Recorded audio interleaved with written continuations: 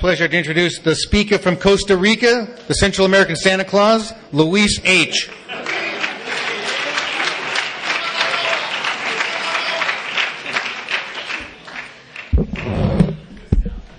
My name is Luis, and I am an alcoholic.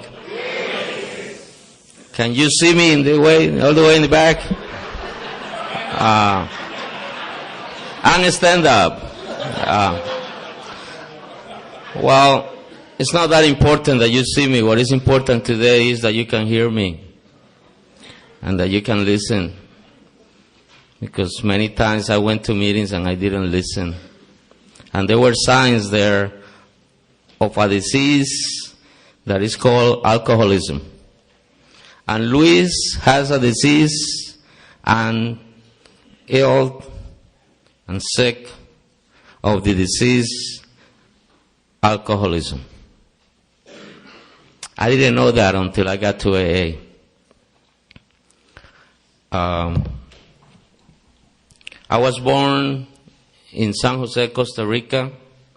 So if you think that you are an alcoholic because you were born in North Hollywood, no, that's not the reason. I developed some of my alcoholism in North Hollywood. Most of my favorite bars are in North Hollywood. At the end of my drinking, any bar that would serve me was my favorite bar. By the age of 25, I was done with the country of Costa Rica. My perception was that everybody hated me there. From the president of the country, who didn't know who I was, to my neighbors, to my parents, to my employers, to my brothers, to my friends. Everybody hated me there. I didn't know at that time that I have a disease, the disease that I just told you I have, alcoholism. And that most of us have. And that's the reason we are here together. We probably have people here that live in $1 million houses. We probably have people here that's living in the car today. We probably have people here today that is their first day. To those that raise your hand today and say, I need your help, welcome. My first 30 days in this program were very difficult. I was very happy that I was not drinking, but I was always thinking, oh, I have to raise my hand again. My ego. I have a friend in my Monday meeting that says, my ego is not my amigo. I didn't know him. I didn't know what he meant in the first 30 days. I know what he means now. I think it was Randy that read chapter 5. And she was reading about honesty. How important is honesty in this program? Chapter 5 uses the word honesty 3 times in the first paragraph. And tells me, if you are not honest in this program, I think you're wasting your time. That's what it tells me. Because when my sponsor told me, in my first 30 days, you need to be rigorously honest with me, but mainly with you, I say, I'm not going to make it. I'm not going to make it. In order to drink the way that I drank, I have to lie. In order to drink the way that I drank, I have to tell my employer, I couldn't come Monday because my mother died on Saturday. I was called by an employer one time in Costa Rica, those that hate me, and asked me, You know, we have been auditing the records of the employees, and the bank is very careful about employees that don't come to work on Monday. And this is a bank. And people come to cash their checks here on Mondays. And they get very upset when nobody's there in the cashier. But the reason that I called you here in my office is not because those absences that we know already. The reason is that the audit shows that your mother has died twice in the last year.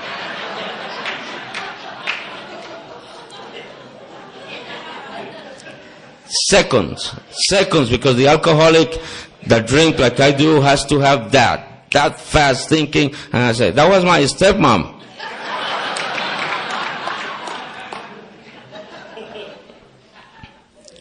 And he told me, I'm sorry, Luis. This time, I'm sorry. We already know what your problem is, and we have to let you go. You are a great employee when you don't drink. We loan you the car of the company, and somebody told us that car was parked in front of the bar at 4 o'clock in the morning.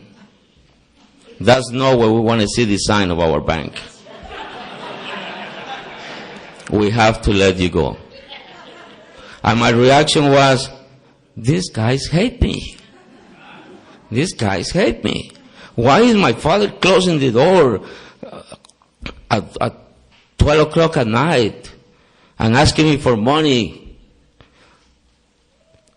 to pay the rent of the house? I need that money to drink.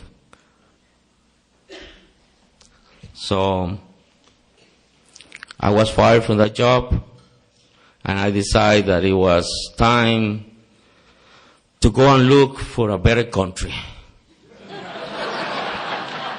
And I have a brother that lived here since the 1950s. Very hard-working man.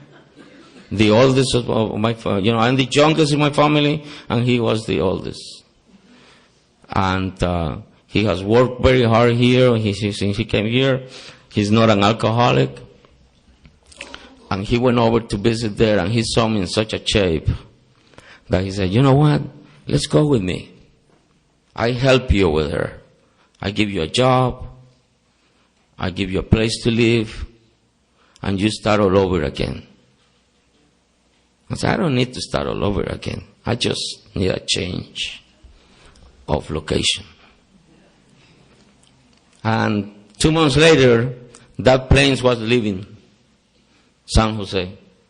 And I remember as that plane was leaving, looking down, through the window, and say, oh, wow, what a release. I don't have to pay those debts that I owe these guys over there. I don't have to anymore hide from the bartender of the corner of the neighborhood there.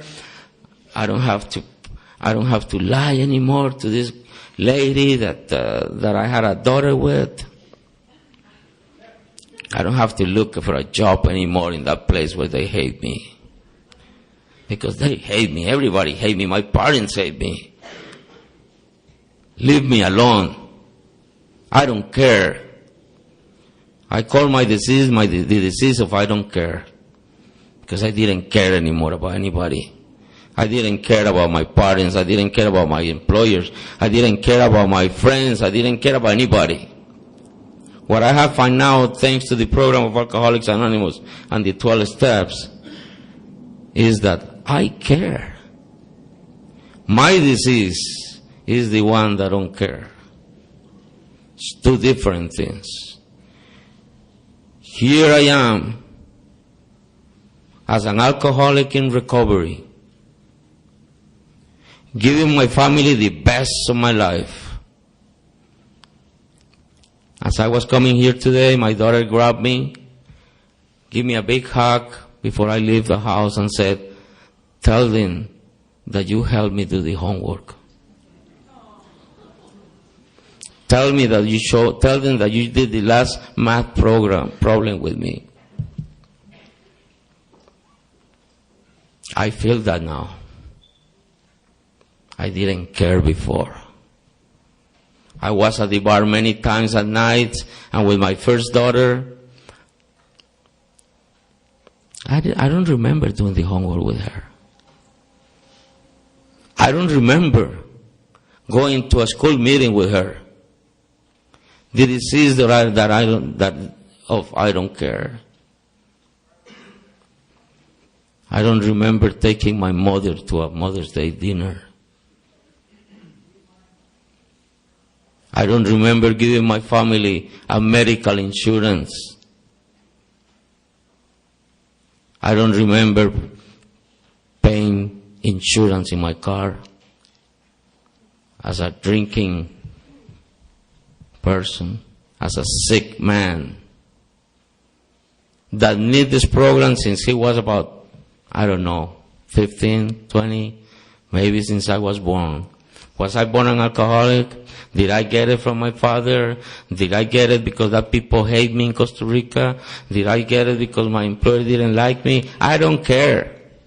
It doesn't matter how I got to be an alcoholic. The important thing today is that I know that if I have a drink today, I have a disease. And it starts this physical reaction that says, more, more, more. And I can stop.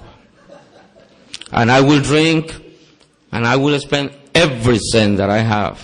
It doesn't matter. I don't care if it is for the rent. I don't care if it is for my daughter's school.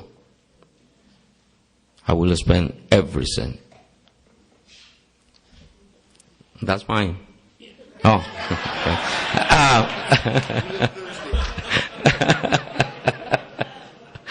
Thank you, Jeff.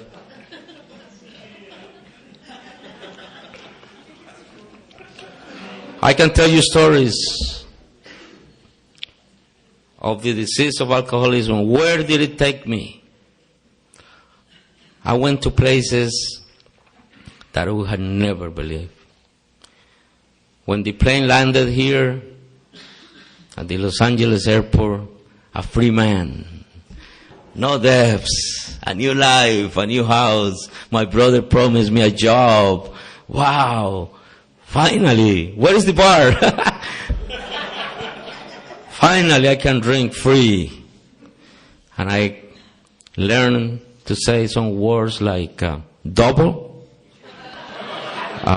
Where was very important. Where is it? Where is the bar? Where is the drink? One more. That was so important. And I learned that when they say last call, I have to hurry up, ask for 3 drinks. Give me 3. It's last call. And very soon, just a couple years after I got here, I was doing the same exact thing that sent me out of my own country. I didn't know that when I came here, in that plane, I was carrying the disease of alcoholism with me. I didn't know that in that plane, I was carrying the disease that I don't care. I didn't know that I was going to come here and live the same life and worse of the life that I was living over there.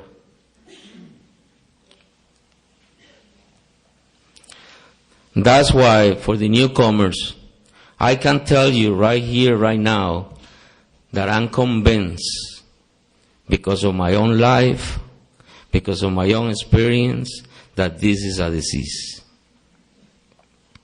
It's a mental, physical, and spiritual disease.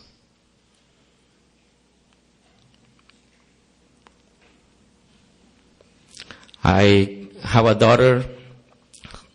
My oldest daughter is 32 years old. I have a son who's 26 from a previous relationships and a previous first marriage. And then I have a second marriage, and my daughter, Ariana, who's 11 years old, the one that I helped for the homework today. My family is a family in recovery. Because the disease of alcoholism is a family disease.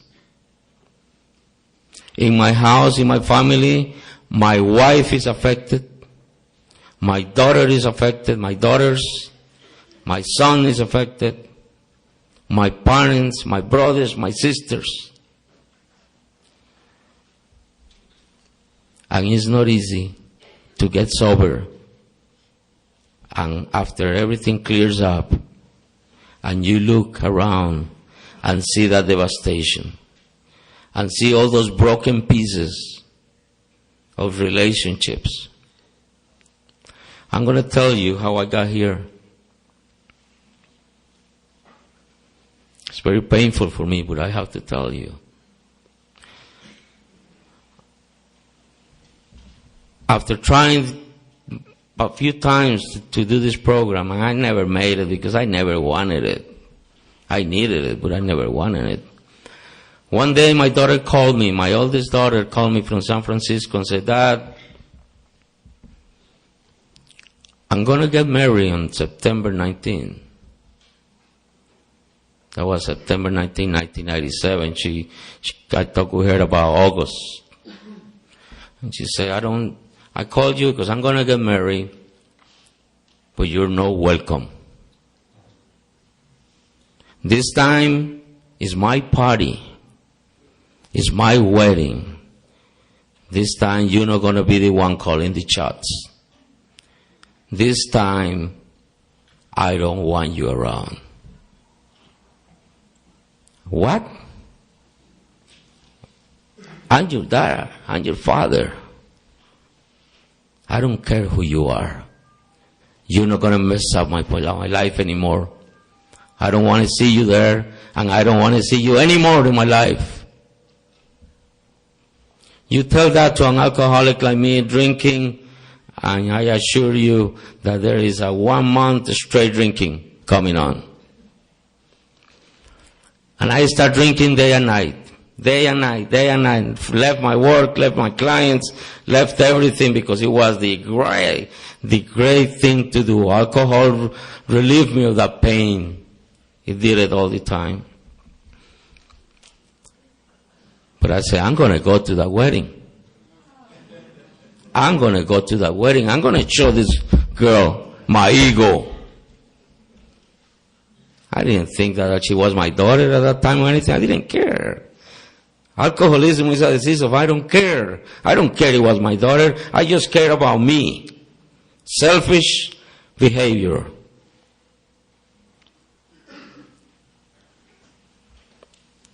A few days later, I say, I want to go, but I want to go sober. I want to go sober. I really want to go sober. I couldn't stop drinking. So I have this card that someone who became my sponsor had given me, and he's here today. And I thank him for all his help, Dick Jensen. And I call him drunk. I don't know what I said. It's very foggy those days, And I kept calling him, and he kept saying, call me tomorrow, don't drink. Don't drink. That's the only way that I can talk when I'm drunk. Finally, I don't know how, but I ended up going with him to a meeting. And I got to the meeting, Monday night meeting, and he became my sponsor. He asked me, you have to be honest. You have to go to any length. When I was a week sober, any length was just go to a meeting. Any length was just pick up a chair and put it. Any length was just to answer your hello. That length start going farther and farther. Right now is treat my family with respect. Right now that lane is treat my employer with honesty. Right now is listen to the 12 steps where it says you have to give up the the right to be right. It doesn't matter if you're right anymore. Why do you insist, Luis, on being right all the time? Why do you have to go to that wedding? Just to show up who? What? Selfish. My disease is selfish. I just think of me. Dick took me to meetings for that week. He knew that I want to go over to, and I was lying to him. I was drinking. I drink in the morning, stop until about 1 or 2, slept for a couple hours, and then finally on Friday I told him, Dick, I have been drinking. And he said, well, I'm glad you told me. It showed me you want to be honest. Your daughter is getting married tomorrow, and we're going to a meeting. And I said, oh no. Inside me, I said, no, I'm going to the wedding. I said, no, let's go to a meeting. And I went to a meeting with him, and I raised my hand, and that was my first day of being honest with myself. I raised my hand, and I asked you for help, and I cried that day. And I cried desperately in front of you. Because it's the first time in my life that I've been honest with me. It's the first time that really inside, I left my university courses at home. I left my employers. I left my hate for the people hate me. I hate all the stuff, and I told you the truth, and I say, I need your help. My daughter is getting married at this moment. I was not invited to her wedding. What she was saying, I do. I was saying, help me. And you have helped me.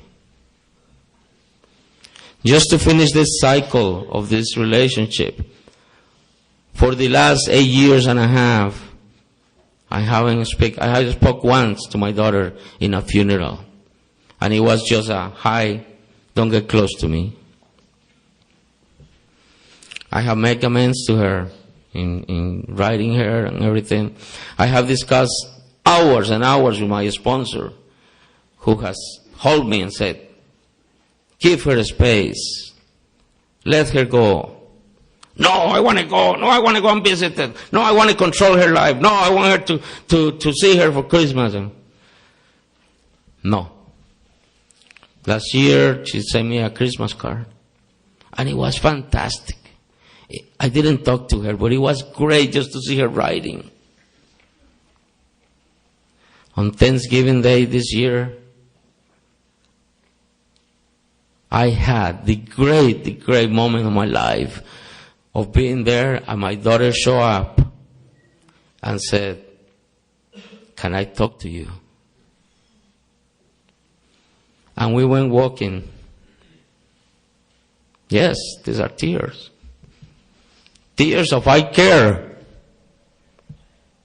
I care for my daughter now. I care for you, the newcomers mainly.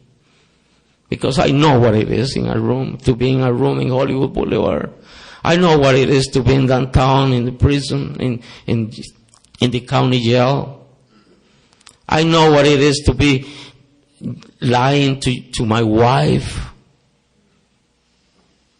lying to my daughter, lying to everybody. And my daughter called me, and we walk in this farm that we were from Thanksgiving, all my family. And everybody thought there was going to be a fight. It was tense. My sister were. Everybody said, oh my God, they're going to fight. They're going to kill each other. And we came back. And I was holding her like this. I cannot tell you that she told me that she loves me. No. I can tell you that she loved me, that she told me why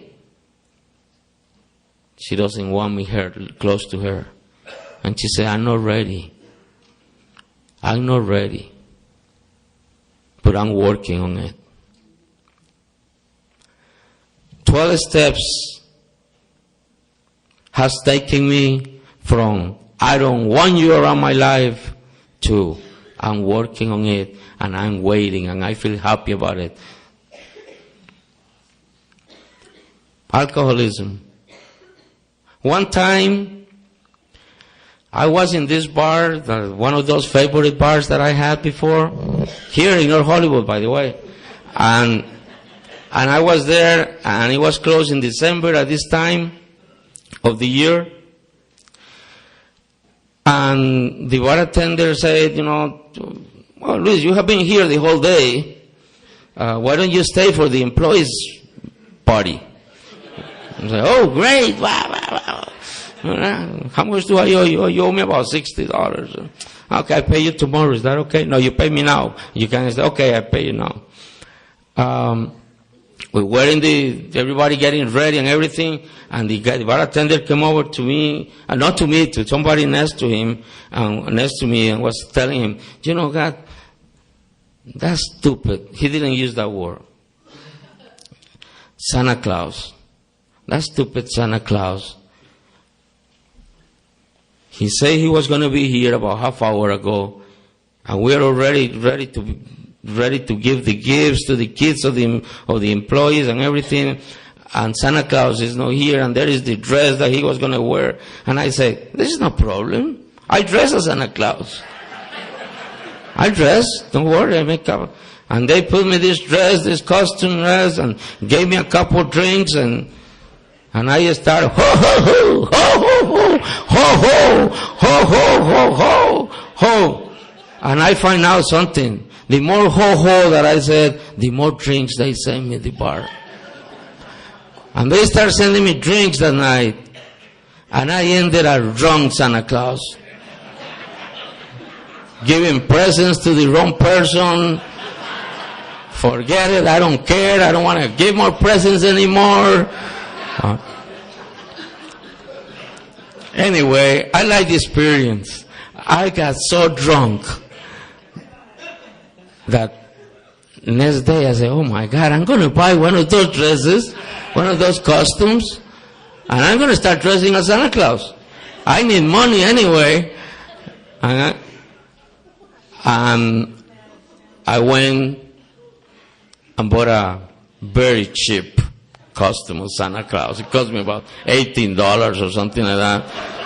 One of those made out like paper, that when they get wet, they get all messed up. And I show up to bars. And before I get in, I dress up as Santa Claus in the car and came in and say, ho, ho, ho, ho, ho. Who is that stupid man there? Oh, Luis, it's you. Oh, come on in. The Christmas came that year, and I couldn't wait. I couldn't wait for the next Christmas. I say, I'm going to buy a better one, and I became a professional Santa Claus. I went to Hollywood Boulevard to that costume thing that they have, that they sell all kind of costumes, and I bought a better dress with bell and everything. And I became the Santa Claus of the nightclubs. I became the Santa Claus of the Latin bars. And one of my requirements, it was no kids.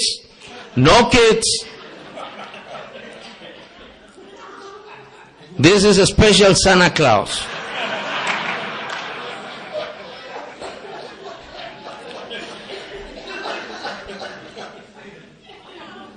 The disease of I don't care. The disease of I don't care took the character of Santa Claus and destroyed it.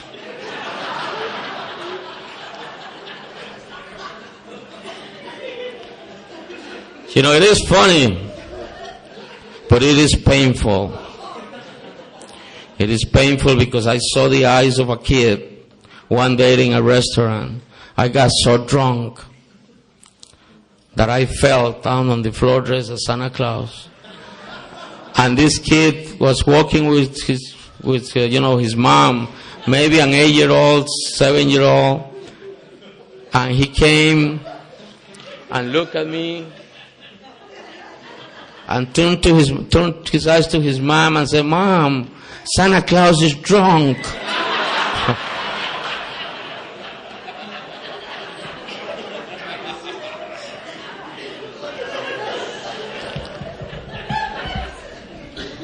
You know, sometimes I wish that this story, it will be true. Sometimes I think that I'm making that up, but I'm not making that up. It's a true story. It's a true story. And I remember getting home that night with the dress of Santa Claus all messed up, you know, the bird down here and the pillow that I used to was here in my back. And I remember looking at the mirror in my bedroom, in the bathroom, and say,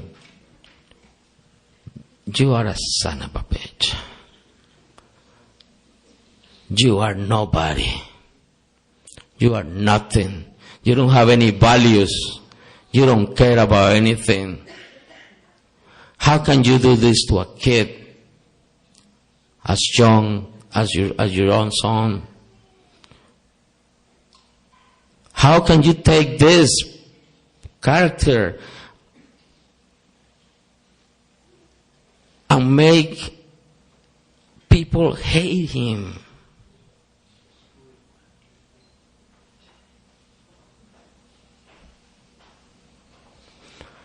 When I met with my sponsor,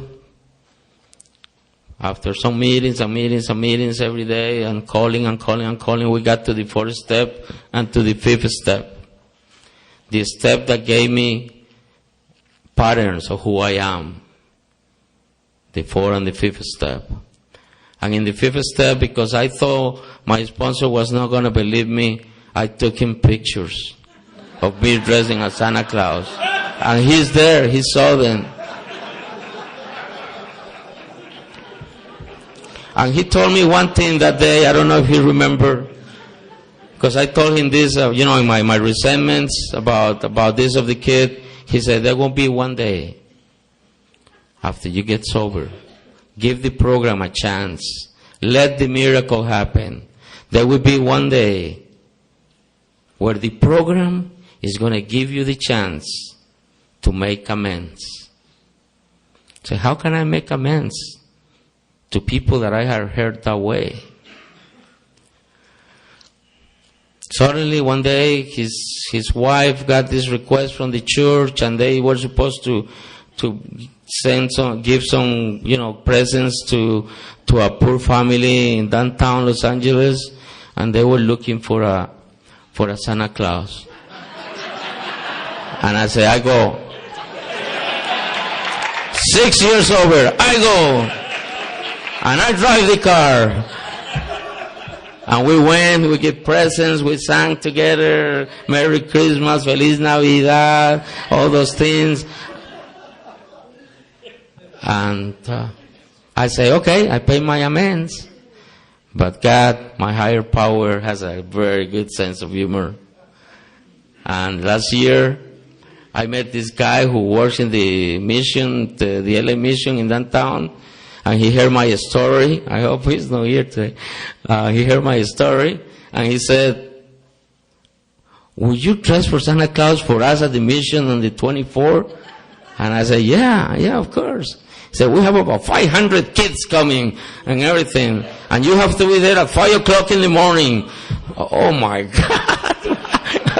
God, I already make amends with my sponsor. But I went.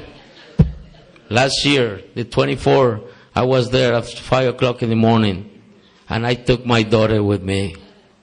And she helped me to dress as Santa Claus. And she gave the presents to the poor kids that show up. And there was one kid that got there and started crying. And held me and hold me. And I gave him a big hug. And I got this boy as mine. And I told him, "You know what? You represent so much to me. You are so much to Santa Claus today. You are the most special thing to Santa Claus. Because I'm making amends in you of somebody that I hurt before. I love you. Thank you, Alcoholics Anonymous. Thank you for giving me the capacity to being honest. Thank you to giving me back my feelings. I love you, all of you, and have a Feliz Navidad, everybody. Thank you.